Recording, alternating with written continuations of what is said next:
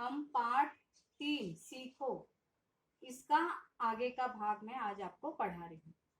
सूरज की किरणों से सीखो जगना और जगाना, लता और पेड़ों से सीखो सबको गले लगाना, मछली से सीखो स्वदेश के लिए तड़प कर मरना, पतझड़ के पेड़ों से सीखो दुख में धीरज धरना, दीपक से सीखो जितना हो सके अंधेरा हरना, पृथ्वी से सीखो प्राणी की सच्ची सेवा करना।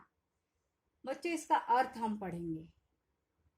इसका प्रसंग और संदर्भ क्या होगा कि प्रस्तुत ये जो पंक्तियां है, प्रस्तुत पंक्तियां हमारी पाठ्य पुस्तक भाषा भारती से ली, भाषा भारती के पाठ 3 सीखो से ली गई है और इसके कवि श्रीनाथ सिंह है।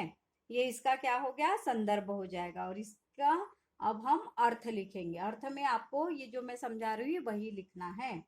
सूरज की किरणों से सीखो जगना और जगाना। कवि कह रहे हैं कि जिस प्रकार सूरज की किरणें सबसे पहले आकर पूरी दुनिया में फैल जाती है, पूरी दुनिया को जगाती है, उठा देती है, उनका सब लोग अनुकरण करते हैं, इसीलिए कहा गया है कि सूरज की किरणों से हमको जगना और जगाना सीखना है। लता और पेड़ों से सीखो सबको गले लगाना। हमारे जो वृक्ष है, लताएं हैं, जो क्या करती हैं, हमें हमेशा छाया देती है, प्यार देती है, फल देती है, और ये इनको प्यार दर्शाने का एक तरीका है। इसलिए हमको लता और पेड़ों से सबको गले लगाने की सीख मिलती है। मछली से सीखो स्वदेश के लिए तड़प कर मरना। मछली किस में रहती है? मछली पानी में रहती है। इसका देश क्या है? पानी है। हमारा देश क्या है? भारत है। हम भारत में रहते हैं। तो मछली से सीखो स्वदेश के लिए तड़प कर मरना। मछली बिना पानी के बाहर निकालने पर वो तड़प तड़प कर मर सकती है। उसी तरह जितना लगा उसको पानी से है, उतना ही लगा हमें भी अपने देश से होना चाहिए। पतझड़ के पेड़ों से सीखो दुख में धीरज धरना। पतझड़ पेड़ों का एक मौसम होता है जिसमें पेड़ अपने सारे पत्ते जमीन पर गिरा देते हैं। किसी की भी कोई चीज अगर एक खराब हो जाए तो उसको बड़ा दुख होता है। इसी तरह कवि कहते हैं कि हमें पतझड़ में पेड़ जिस मौसम में सारे पत्ते अपने नीचे गिरा देते हैं और धीरज रखे रहते हैं कि अगले नए पत्ते फिर से मेरे पेड़ पर आएंगे, इसलिए पतझड़ के पेड़ों से सीखो दुख में धीरज धरना। हमें दुख में भी धीरज रखना चाहिए, घबराना नहीं है। दीपक से सीखो जितना हो सके अंधेरा हरना। दीपक क्या करता है? हमको हमेशा प्रकाश देता है, उजाला देता है, ऐसे ही और अंधेरे को दूर कर देता है। तो हमको दीपक से क्या सीखना है? अंधेरा हरना। पृथ्वी से सीखो प्राणी की सच्ची सेवा करना। कवि कहते हैं कि जिस तरह हमें पृथ्वी अपना सब कुछ दे देती है, सारे दुख हर लेती है और सभी जीवों को अपनी सेवाएं प्रदान करती है, इसलिए हमें पृथ्वी से सच्ची सेवा करना सीखना है। देखो बच्चों, जलधारा से सीखो आगे जीवन पथ में बढ़ना और धुएं से सीखो हरदम ऊंचे ऊंचे ही पर चढ़ना, ऊंचाई पर ही चढ़ना।